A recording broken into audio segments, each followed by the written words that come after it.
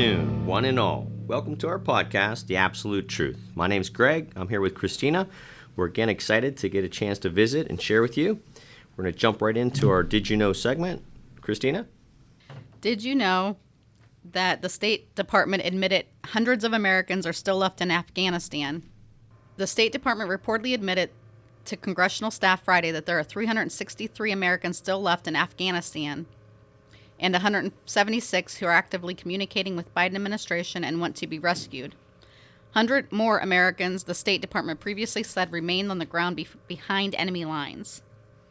So I think everybody's been moving on with their lives, and we've kind of forgotten about that. But let's not forget about the people from America that are still stranded over in Afghanistan, and let's fight for them over here and demand that we get them back. It's pretty sad that we have had illegals, men that I saw getting on planes on the news, getting taken over to America meanwhile we're leaving our own Americans over there. So we need to make sure that we stay alert to the fact that they're still there and continue speaking up for them and fighting for them.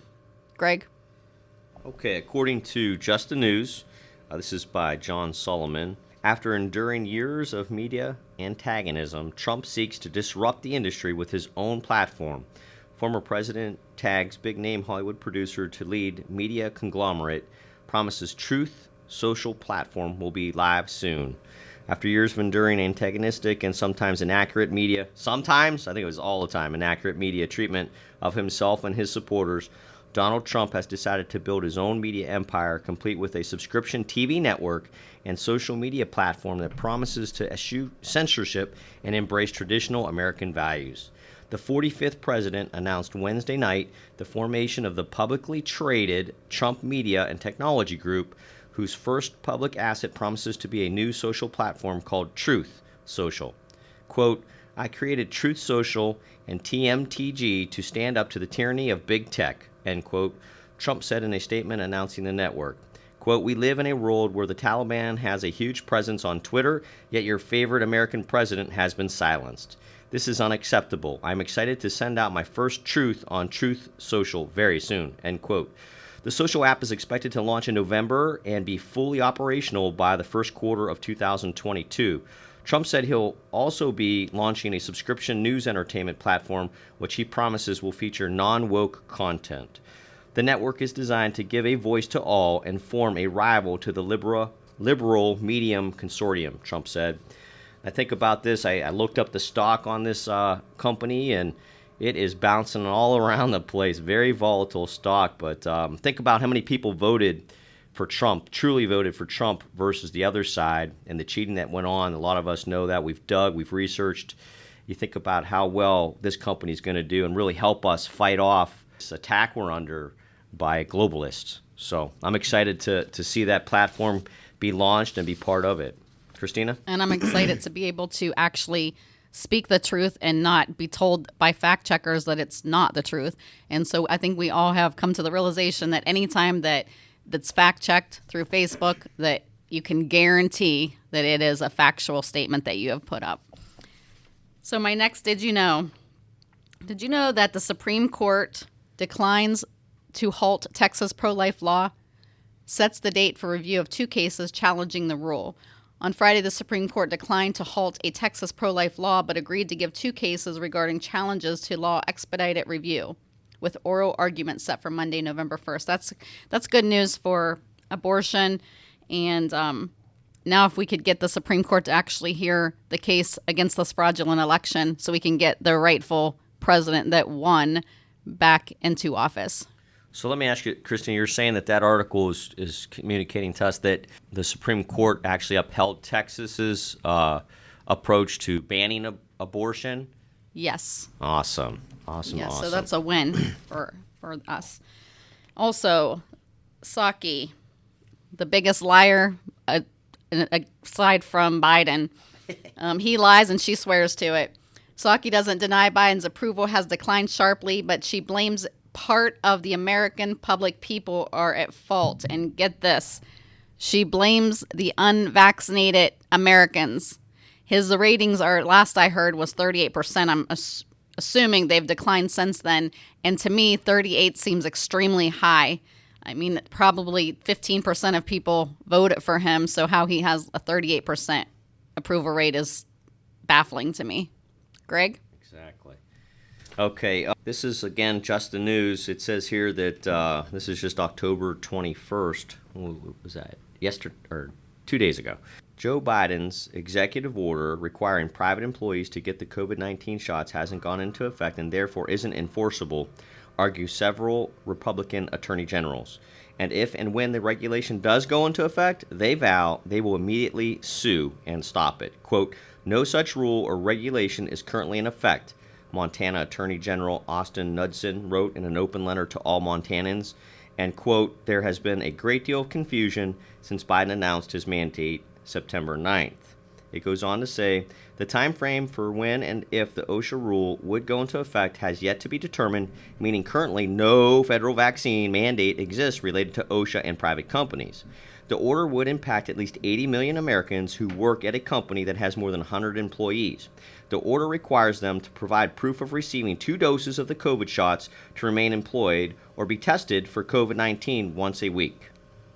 If you think about that, that says the bottom line, we're going to protect, this is what Biden is saying, bottom line, we're going to protect vaccinated workers from unvaccinated co-workers, end quote.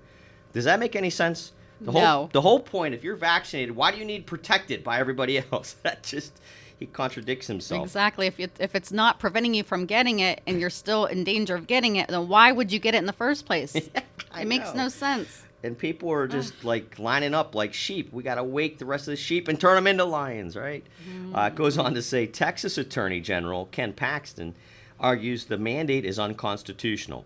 And in response to pushback throughout the state, Texas Governor Greg Abbott issued his own mandate prohibiting all entities in Texas from issuing vaccine mandates as a condition for employment.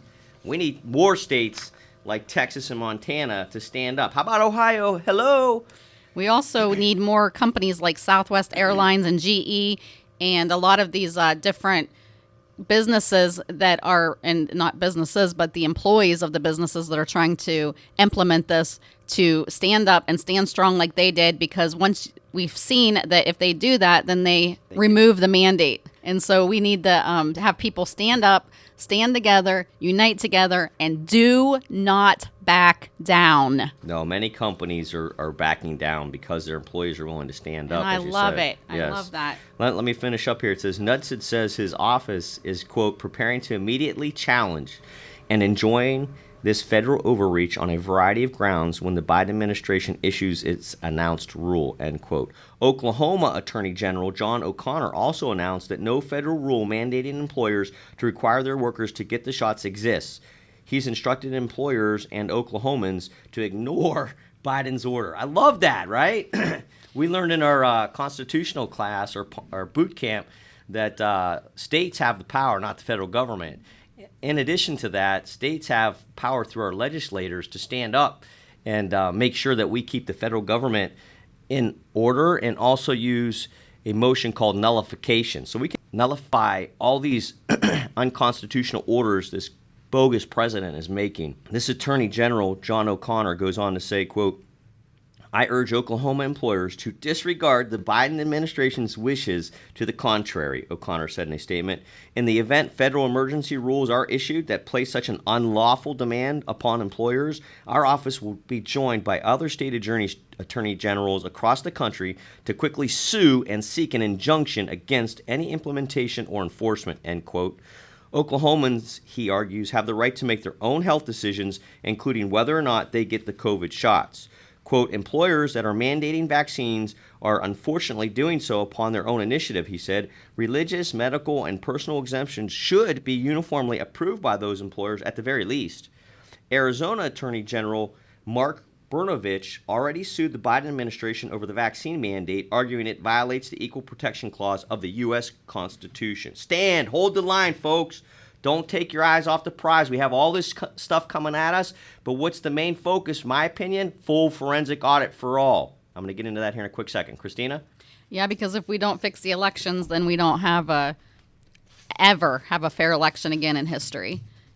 2020, if they could do it then, they'll do it again in 2024 if they have even the little teeniest bit of ability. They're going to take advantage of that. Great. Do you have any more did you knows? Yes. Okay.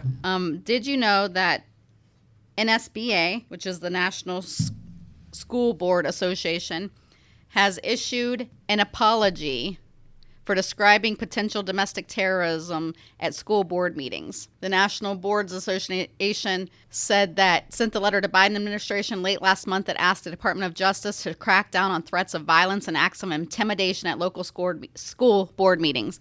And as we've mentioned before, I've been a part of these school board meetings, and I can assure you there is absolutely no threats or violence. It's parents that are concerned about the welfare of their children, and they have every right to voice their opinion. They have every right to demand that their kids will not be masked in school. And so it has nothing to do with anything except they're trying to intimidate and scare the parents from going because they want to do what they want and they don't want anybody challenging them. But as we've seen, there's an apology going out. So the parents, keep on fighting for your kids. Don't be intimidated. And then my last one is, did you know that there's missionaries in Hades that are being held for ransom, and the Haitian gang, they threaten to kill the American Christian missionaries if ransom is not paid. The leader of Haitian gang that kidnapped 16 American missionaries has threatened to kill the hostages if his ransom demands of $1 million per hostage are not met. He says, I quote, "I prefer that thunder burns me if I don't get what I need. You see those Americans? I will prefer to kill them, and I will unload a big weapon to each of their heads," the leader of the gang known as 400 Mawozo Wilson Joseph said in the video, according to the New York Times.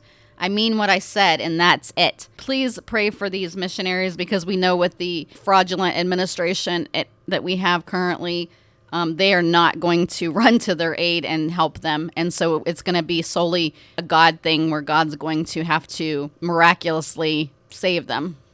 So yes, please keep them in your prayers. That would be my last one. So Greg? Okay, my last did you know has to do with the election I was referring to a little earlier.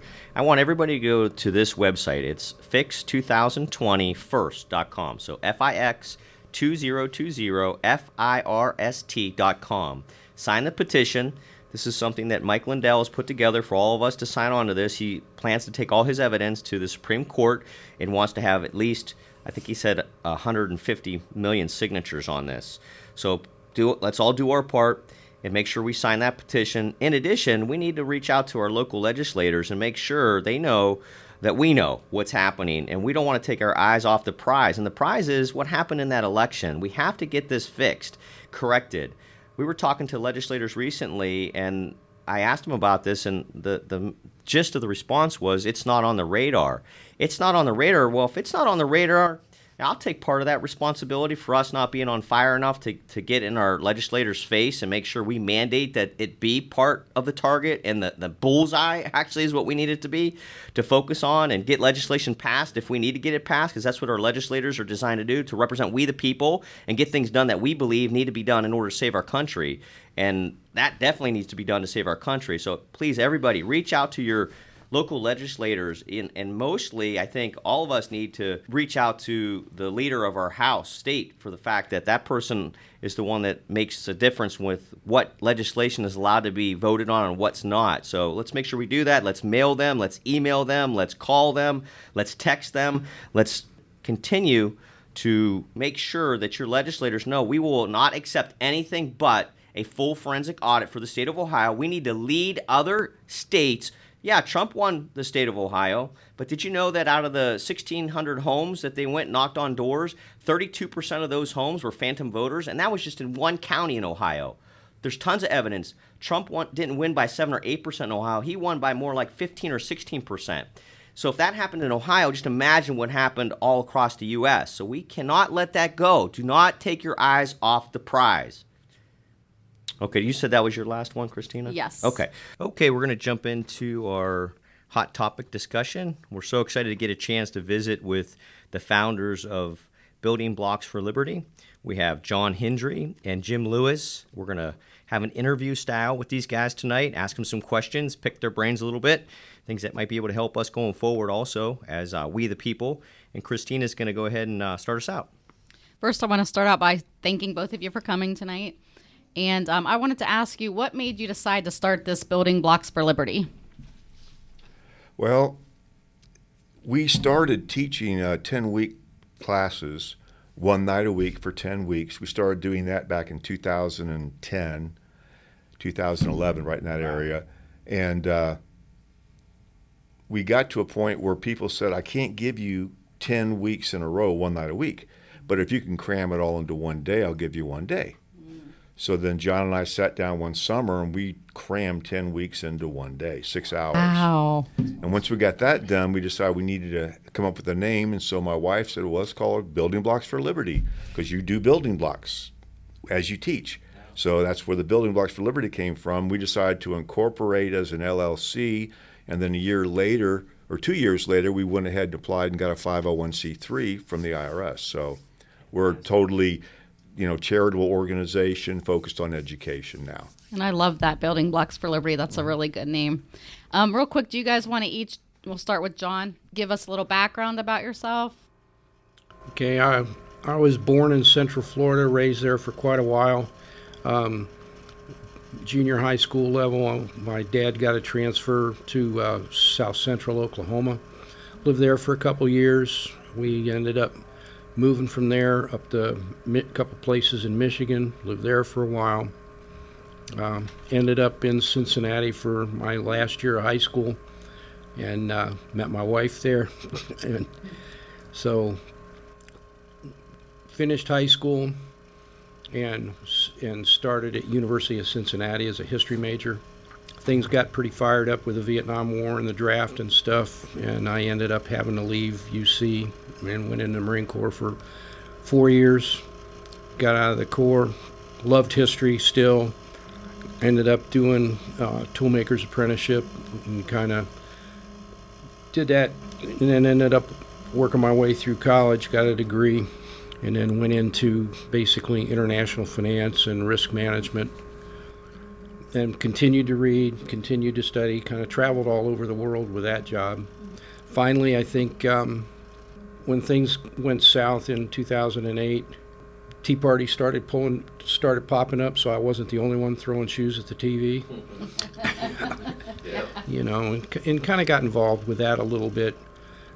One of the things that I noticed is that most of the Tea Party members wanted to use the C word, Constitution, but they really didn't understand it. Right. And then Jim, had his class going and stuff, and we kind of hooked up and tried to, our goal is to educate people so that they know if you don't know what your rights are supposed to be, you don't know when they're being taken away from you. Exactly. So that's what we've been doing for the last 10, 11 years.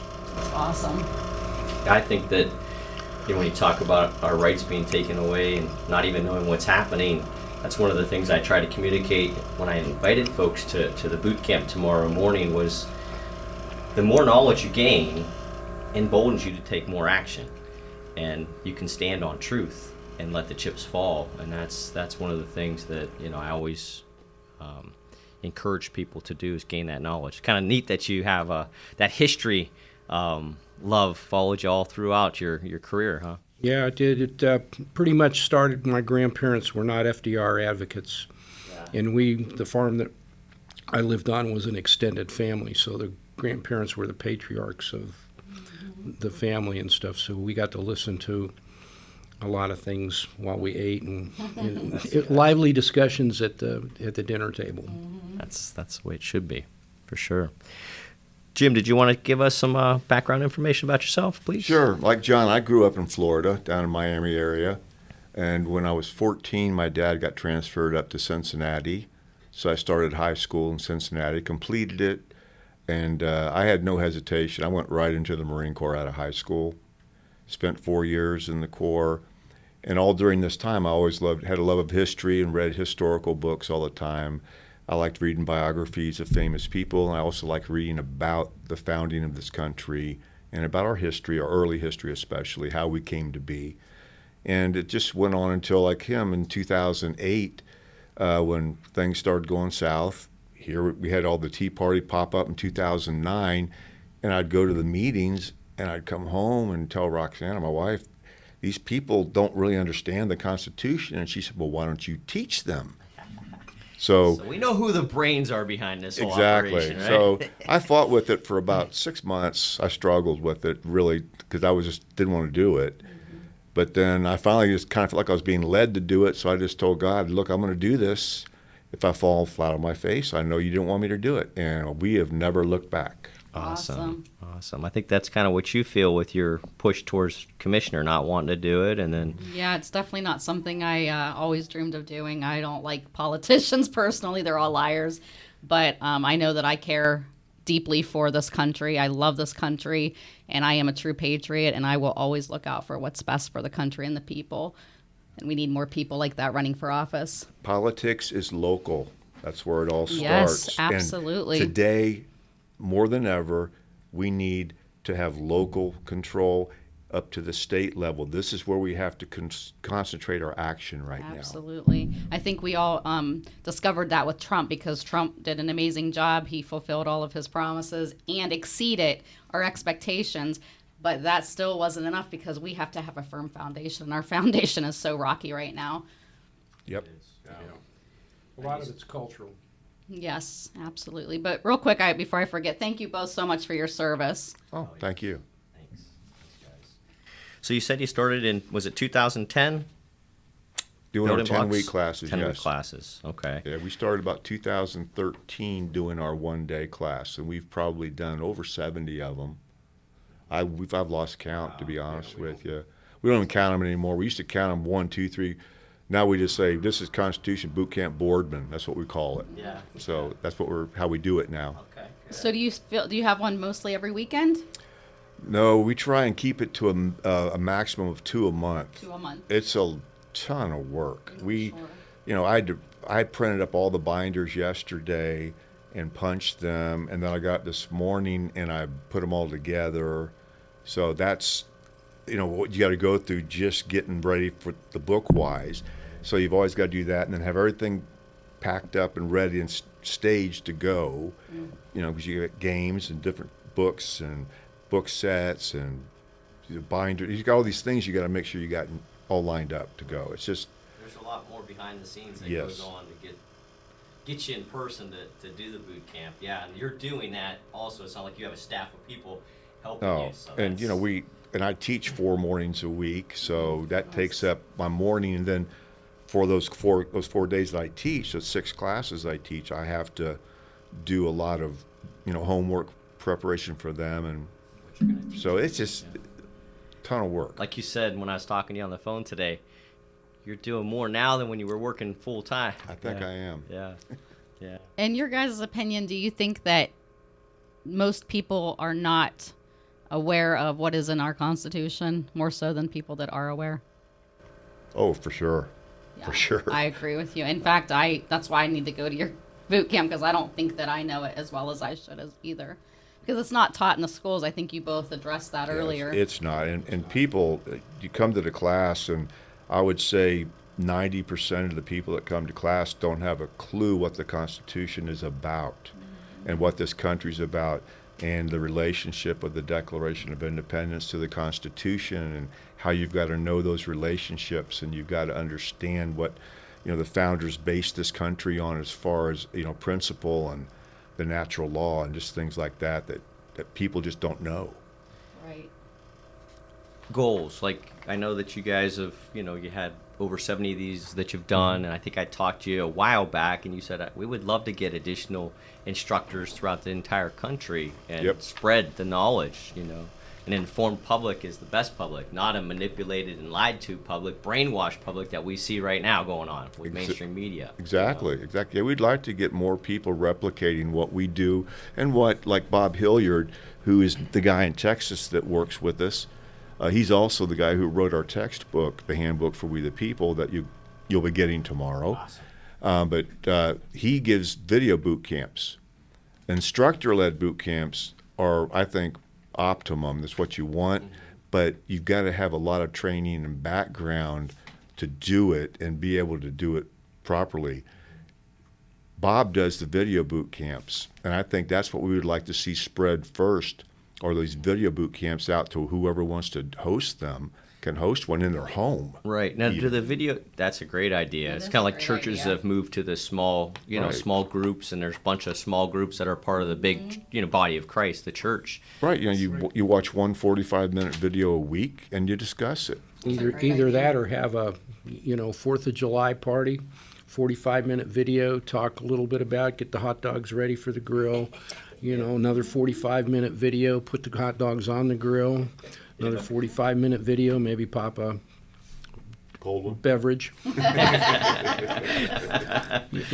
we need those. But the good thing about that is if you get your community and your family together, it's going to stick. Versus a lot of people will come to the boot camp, but they really don't know each other. A lot of them don't. Right. So this way it builds more of a community, more of a solidarity type of thing, subsidiarity. People start understanding it that way, and we'd like to see that. That could easily spread throughout the country. I mean, we offer little, what is that Flash called? drives. Flash drive. And you pop it into your computer and it plays. Plug it into the USB port of your television. It'll play. Now, is the video something that is a recording of you guys, No. or? No, we couldn't get our agent to let us sign that contract, so no, we couldn't do that. No, seriously, seriously, no.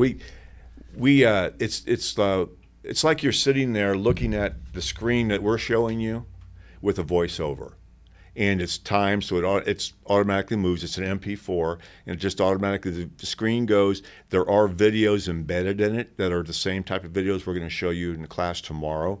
So you get the same type of thing, a little bit different take. It's 4 45-minute videos. And we also have workbooks to go along with the video boot camp so that if somebody wants to host one, we have one that tells you how to host it, what questions to ask after each video. We give you the answers, of course, so you can do that. But the whole thing is getting people just to start getting familiar with the Constitution. And as these people, if they really want to learn how to be an instructor, they're going to have to we'll give them reading to do. And they're going to have to do a lot of reading, and we'll have a lot of discussions.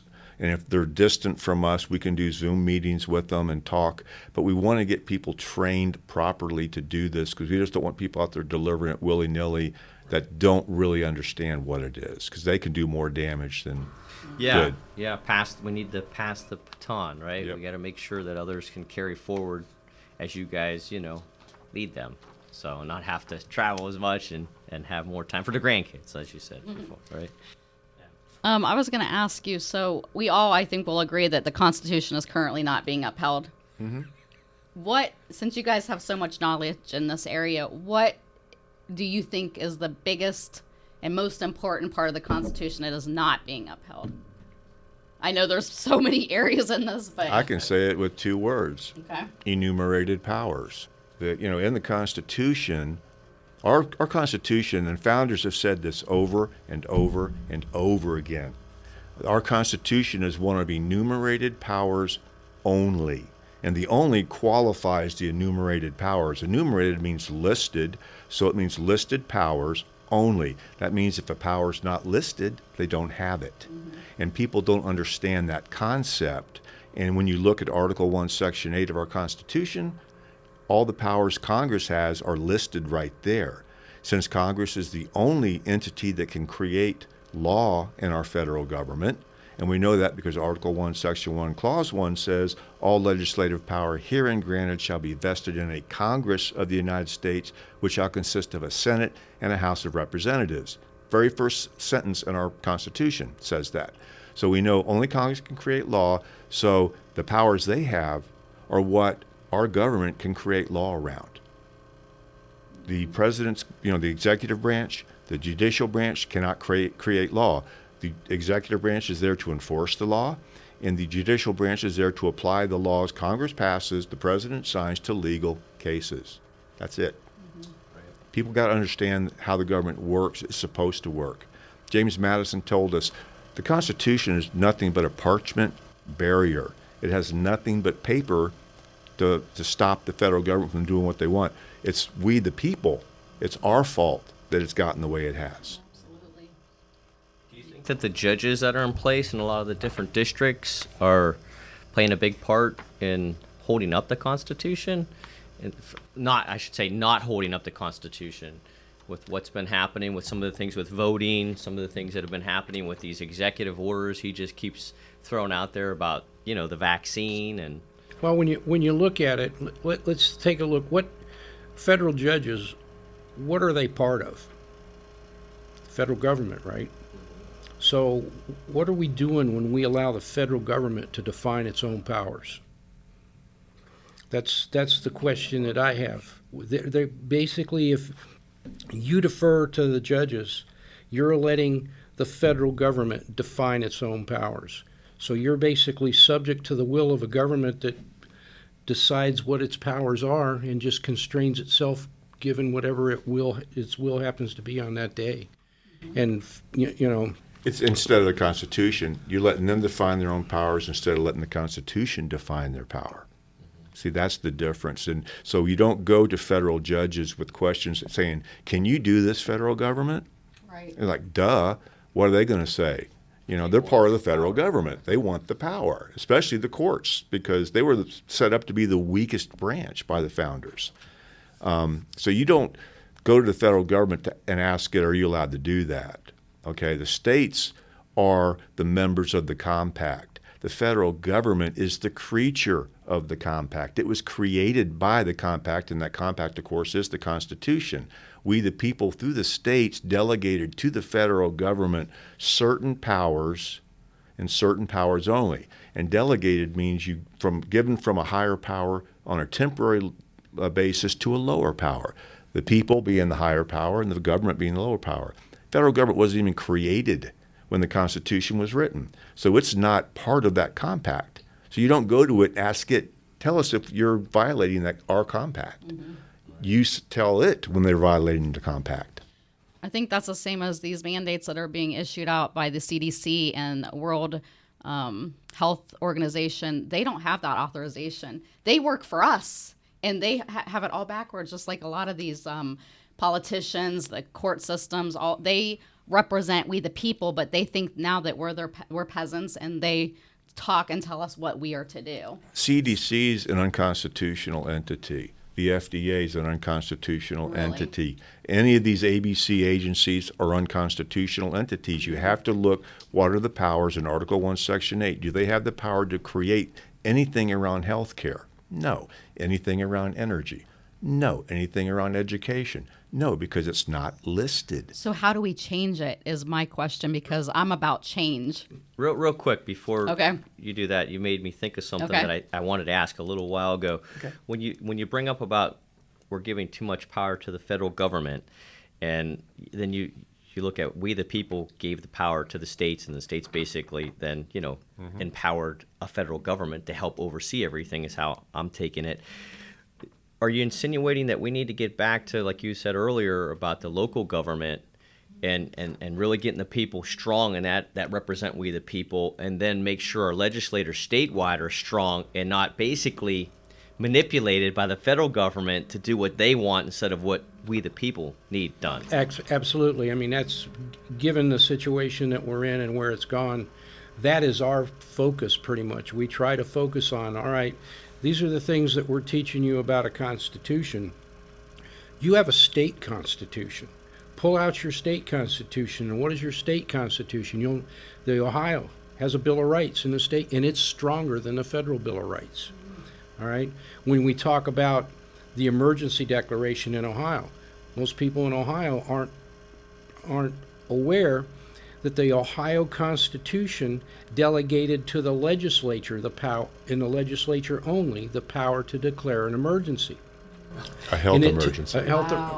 And it takes a two-thirds vote in each chamber. In each chamber to declare that emergency. And they've got to tell you how long the emergency is going to last. I mean, there's the thing. If you just read the Ohio Constitution, which you'll be able to because we're going to give you one tomorrow.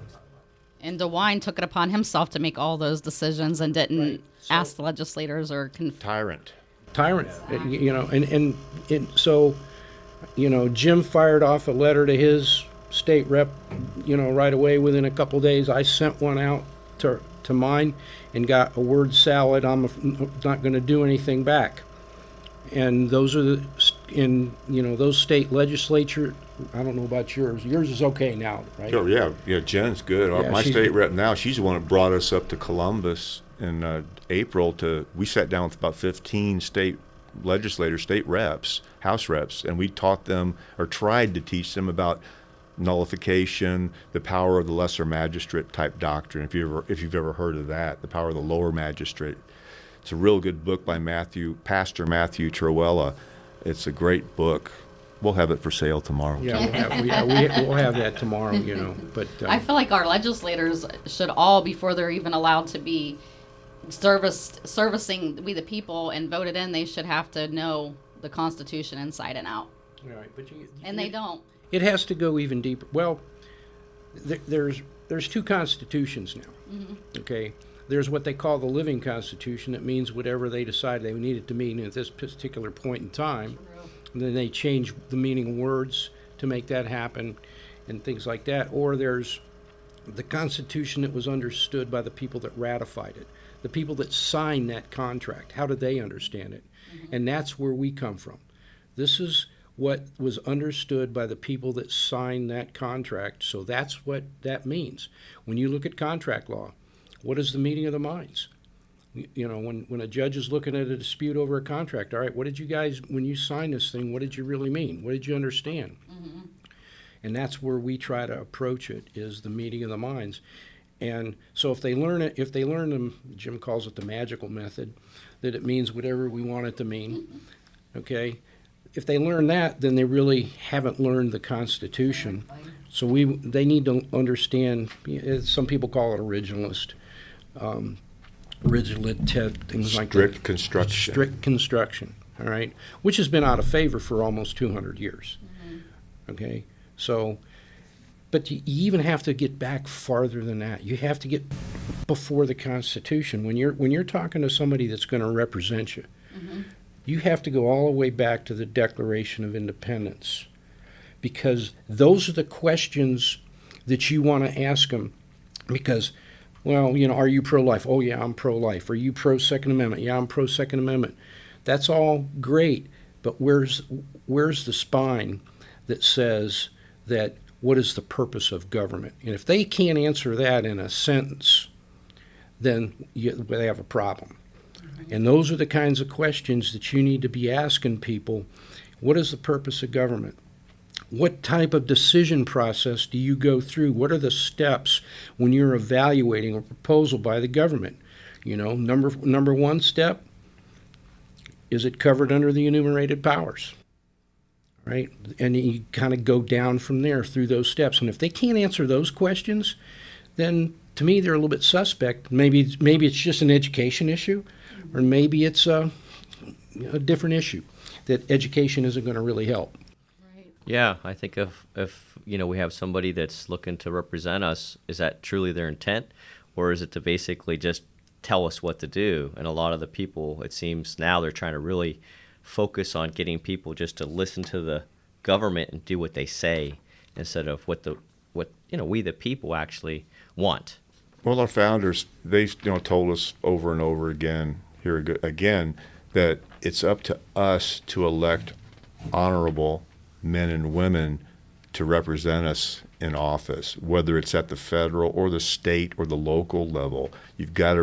People have to have some honor to them, some virtue. If they don't, then you're going to be having to watch them very closely, because you don't know how they could be corrupted. Just like you said in kind of our pre-talk before we started about getting God out of everything. Yeah. And it's watered down the morality of a lot of the citizens. No moral compass anymore. Yeah.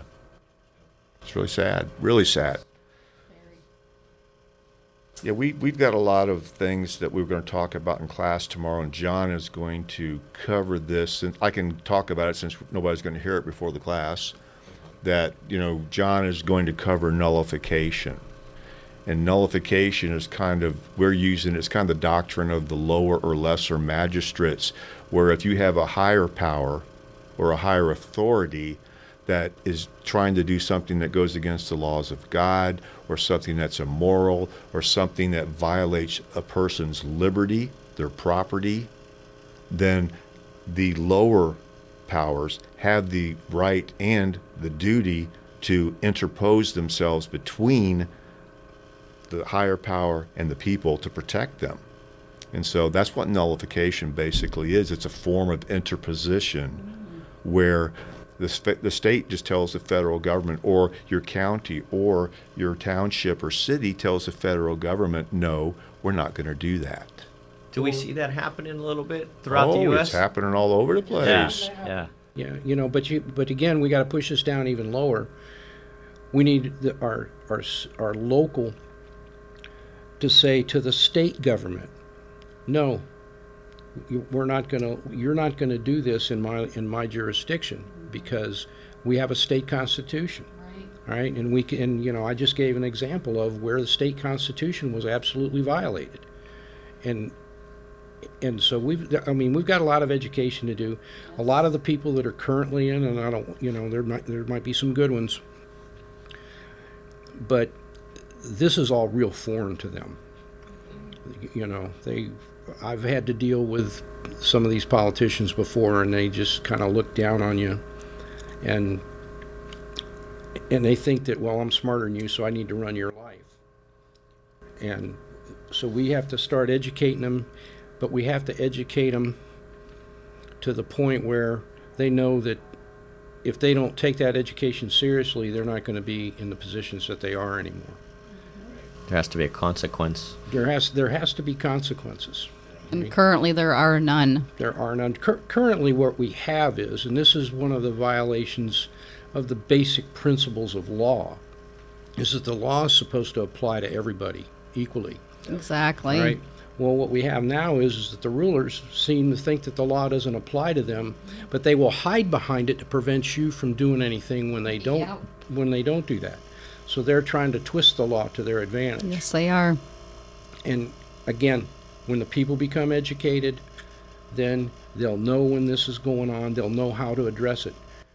When you understand your state constitution, your federal constitution, if you get in front of somebody, you'll know what questions to ask, and you'll know what the follow-up questions are, whether you're getting, I hate to use the BS word, but you know, are they really telling you the truth, or are they just trying to deflect and give you a different narrative? So that education allows you to follow up and really pin them down. And that's our goal, is to educate as many people as we can. What are your thoughts on the election? I guess my main focus, besides becoming more knowledgeable with our rights and empowering others to do the same, is that election was a mess. And there was fraud and corruption everywhere, even in Ohio. And, you know, one of the goals I have is to lead a movement where we get the state of Ohio to do a full forensic audit and lead other states within the U.S. to do the same. Any insight on what your thoughts are on that? Well, I think, number one, I think one of the first things is that for some reason your judges ducked behind and they got out of the way, and that as far as the states in the Constitution control their own elections. The federal government doesn't have anything to say about the elections. It's the state's job, and I guess they're trying to do something different now. I was very disappointed in the state legislatures of Pennsylvania, Georgia, Absolutely. Wisconsin, Michigan. They should have said, there's some shenanigans going on, called shenanigans, something's going on. We're going to stop this count. We're going to redo the election for the electors for the presidency and the vice presidency only in 1 week's time. It's going to be paper ballot, and it's going to be on this day, and you guys show up to vote. Mm-hmm. They could have done that. I mean, it was within their discretion, the state legislatures. It was within the state legislature's discretion to call back the electors and send new electors and say, we want you to vote this way. Right. And they could have done that. So it's not the court's job to straighten the election out. It's the state legislature's job. That's my opinion. So that's who we got to be after. So we should go after the state legislators? Absolutely. I mean, because everybody's Trump 2024, and it's not there until we rectify 2020. I hate to tell everybody, there is not going to be a fair election again until we get this one figured out. Right. So you're saying the way to do it is go through the legislators. Go to the legislatures. I mean, and Go to your sort 'em out. Secretary of State here and say, we want a forensic audit. We actually We demand it. He called one of our legislators, and he said, "Are you guys think that we should have an audit in Ohio?" And they said, "Well, do you know of anything that was done that shouldn't have been done? Was there?" Wouldn't you think they know what's going on? Well, They I don't mean, wanna know. we know from the get-go that state laws they walked around state laws.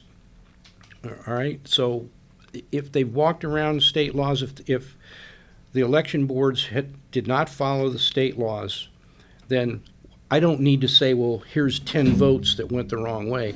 All I have to do is say, did they follow the state laws and the procedures that were set up by the state laws? If they didn't do that, that's all you need to do. And I don't want just an audit. All that is recounting the same stuff. You've got to go deeper into that. You have to start, and this is where you maybe get people together, get those voter rolls out, and who voted, and you need people knocking on doors. Okay, here's so-and-so, geez, they haven't voted in 10 years, and they say they live here. Let's go knock on the door. Do they really live there? Oh, no, there isn't even a house at that place. You know, so you got to start building that kind of stuff up. And that's where people, if they want to do something to help, can just in their precinct. What happened in my precinct, all right, I'm willing to put together, and I'll maybe be a precinct captain and get somebody from 5 or 6 of the streets in the precinct to just go knock on the doors and find out what's going on. I mean, down at the low level. Take it a little bit at a time. So you're saying like do that in order to use that as proof to our legislators, as what Christina was saying, or Right. I mean, just you start the movement and you start building that kind of proof, and then you start bringing that to your legislators. All right. Number one, the first proof is did your county board of elections and your local boards of election, did they follow the state law? If they didn't, that's strike 1 and 2 right there. You're no balls and 2 strikes right there if they did not follow that. And then you can follow it out with a 110 mile an hour fastball of, oh, here's all these other things. Here's all these people that supposedly voted that don't even live there. Or yeah, there was they went to 1,600 doors, like you're saying, John, and they checked, and out of those 1,600 in Ohio, it was a county in Ohio. This is from Lindell TV, you know, with Mike Lindell and Right. all his movement The that he's fellow guy. right, the fellow guy, right? And he said out of those 1,600 homes, 31% of them were phantom votes, and that was just 1,600 in one county. And a lot of the voter rolls were over-registered, and then some of them even had more registered than actually lived there, and then they even had in some of the counties more people who voted than were registered. So there's already, when Christine was alluding to that earlier, there's already plenty of information out there that should, see here, I think of it this way. What do you have to lose? There's nothing to lose if you do a full forensic audit. A full forensic audit, not just right, that means canvassing, like you're saying, right? A full forensic audit. There's nothing to lose and everything to gain. If we're like these conspiracy people, right, then prove it. And if you do, guess what? We believe you. We'll support you more now. You'll get elected time and time again. But why won't you? See, when there's an inaction, to me, that gives you a premise for being guilty. You have something to hide. And I think that we need to lead the masses of people to jump on board to that. And I think, being informed and educated about this stuff is what'll Crucial. help. Yeah, right. I it'll mean, help. and that's the thing is you got to put a fire underneath your state legislators. All right. This is a state issue with your state. But the other thing, and we'll cover this tomorrow, I guess I'm going to be covering it since Rick's not going to be here, is your central committee. Are you guys familiar with central committee? All right. Each party has what's called a central committee in Ohio. In each county. In each county. All right. So basically each precinct is represented by a person. They call them a precinct chair, precinct captain, something like that. One of the names. So you look at your precinct, there'll be a Republican Central Committee person that caucuses with Republicans, a Democrat Central Committee person that caucuses with the Democrats. Those are the people that essentially decide way ahead in the process who you're going to get to vote for. Those are the people that supposedly vet candidates, that recruit good candidates, that decide whether they're going to get the party endorsement on the voter guide that gets passed out, that statistics say 90% of the people, if they take a Democrat voter guide, they go right down the ticket unless there's something that, and vice versa. Yep. Okay? It's your central committee that puts that voter guide out. Right? It's also your central committee that picks the people that sit on your county board of elections. So that's an important thing that somebody can do. And this is a neighborhood job. It's an elected position every 4 years, typically, in Ohio. And, you have to go and look and see who is your central committee person for the Republicans in your precinct. And the Board of Elections can tell you that if you don't know. And you know who, and you probably will, you might be your neighbor. That's your neighbor. That's a central committee person. You can run for it. It's easy. You go out and get 5 signatures, I think is all you got to get. And then your name goes on the ballot, and you just walk around and hand flyers out. Sometimes you can get 2 votes and win, 1 vote and win. Really? Yeah. I mean, Who votes? it's always, you do. You do. If you're It's a registered during voter. the primary. Oh, It's okay. during the primary, so you walk into the primary to go vote. It's usually the last thing on the ballot. And what Rick was talking about, people he finally got to run, and they ran, and they didn't win because they didn't vote for themselves, because nobody voted. They were the only candidate on the thing, and nobody voted for them, and they didn't win because they forgot to vote for themselves. What?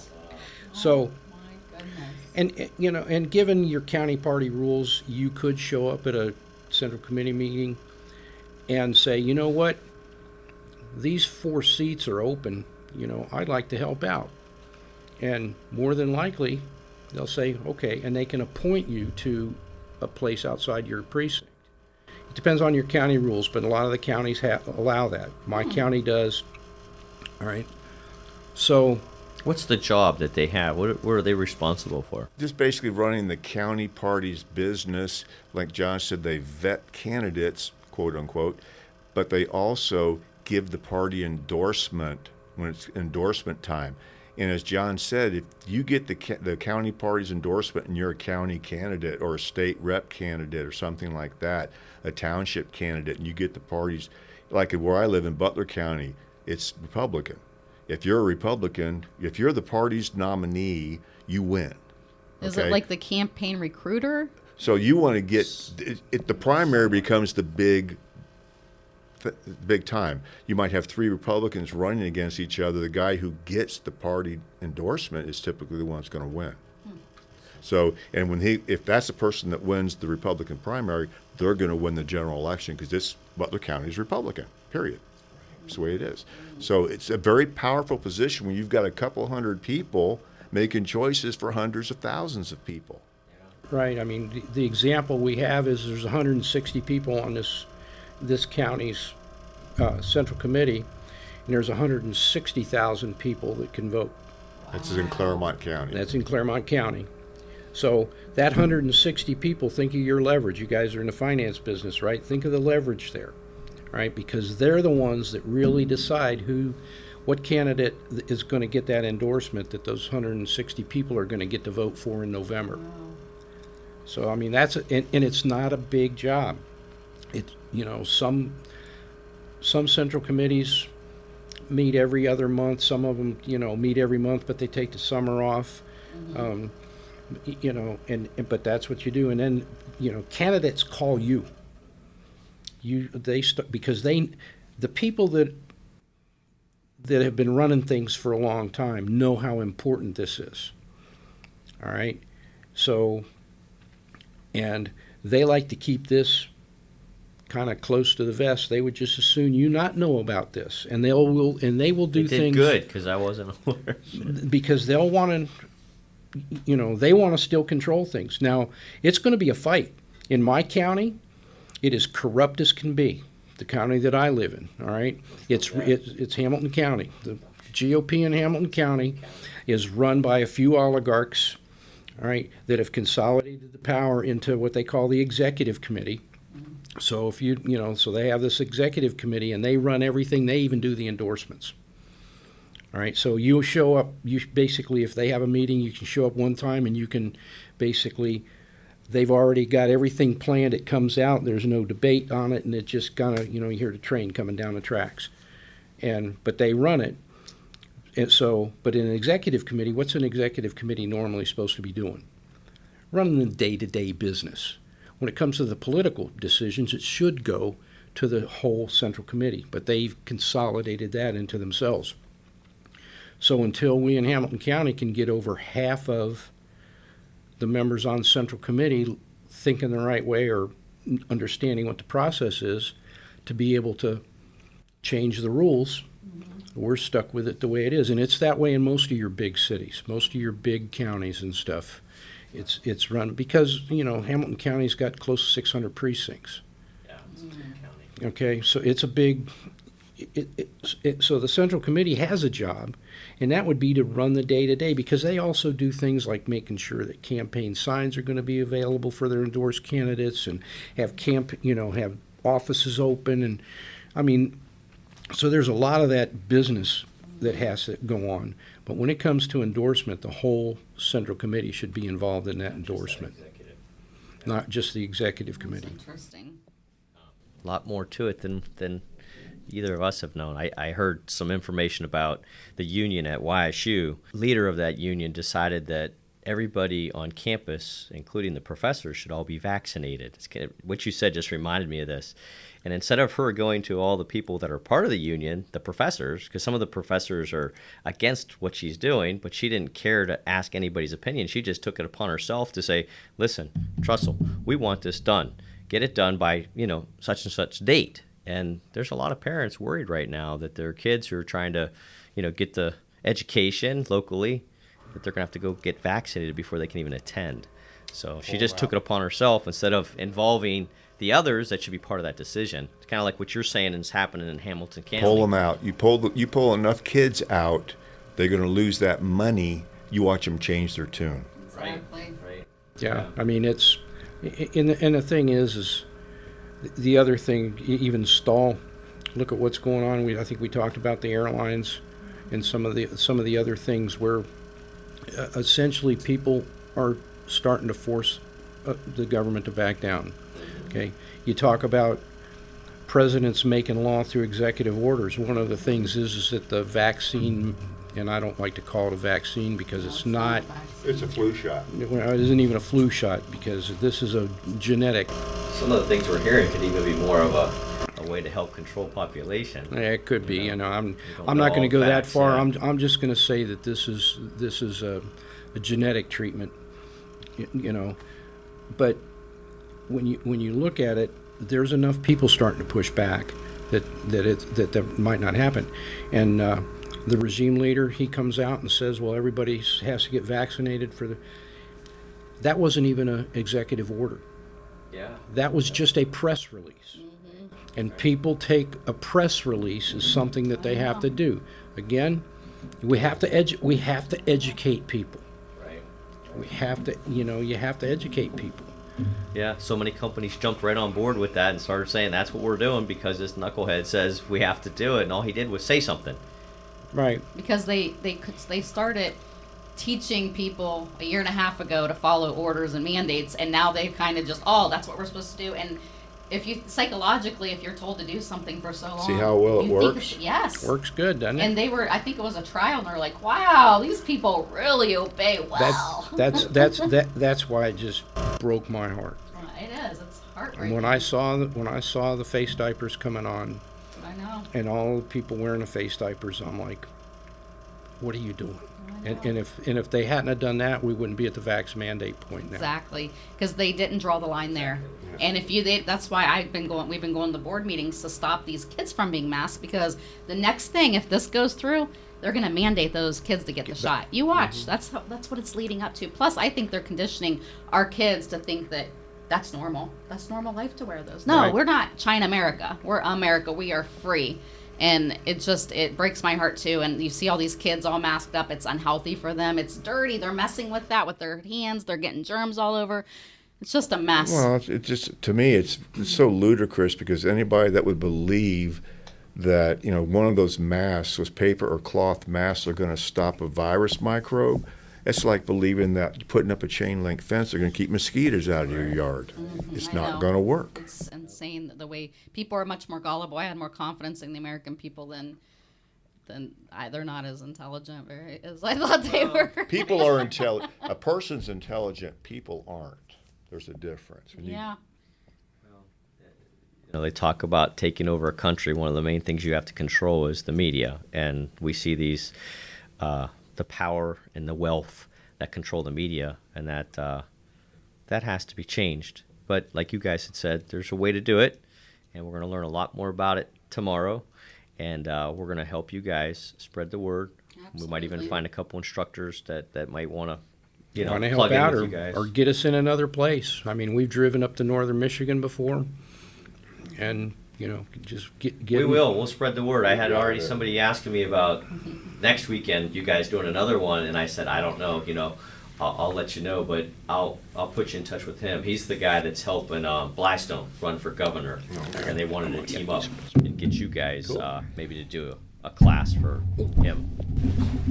Christina, do you have anything else you'd like to? No, I just want to thank you both so much for coming, and it's been really a pleasure to talk to you, and I wish I could be there tomorrow, but I will. I'm going to talk to my pastor about having maybe you guys come and do a class there. Yeah, we do it like my church, my pastor. We've done it twice at our church this year. It's pretty centrally located in Hamilton County, so you can get Claremont and Butler and Warren and Hamilton can all come to it, even Preble, Montgomery. Mm-hmm. So we draw a lot of people. Our first class we held there this year, we had like 92 people show up. Wow.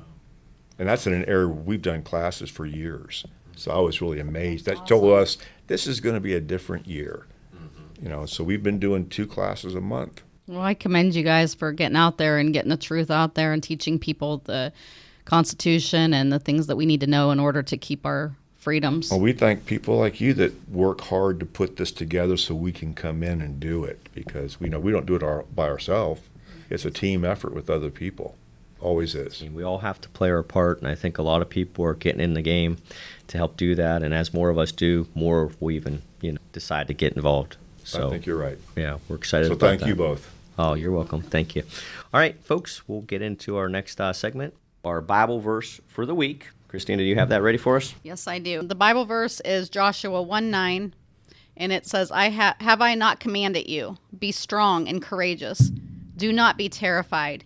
Do not be discouraged, for the Lord your God will be with you wherever you go.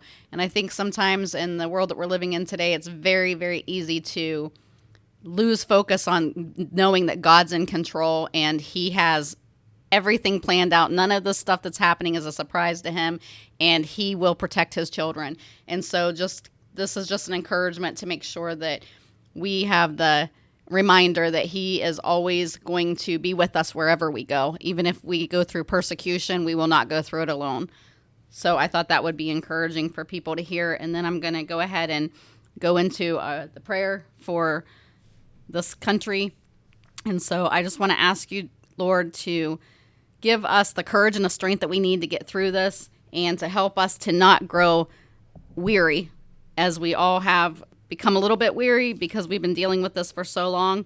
And we ask you that when fear of the future creeps into our minds, that we will have the ability to rest in your word that tells us that you will be with us wherever we go, and that we can hold on and cling to that. And we just thank you for this country, and we thank you for your protection. In Jesus' name, amen.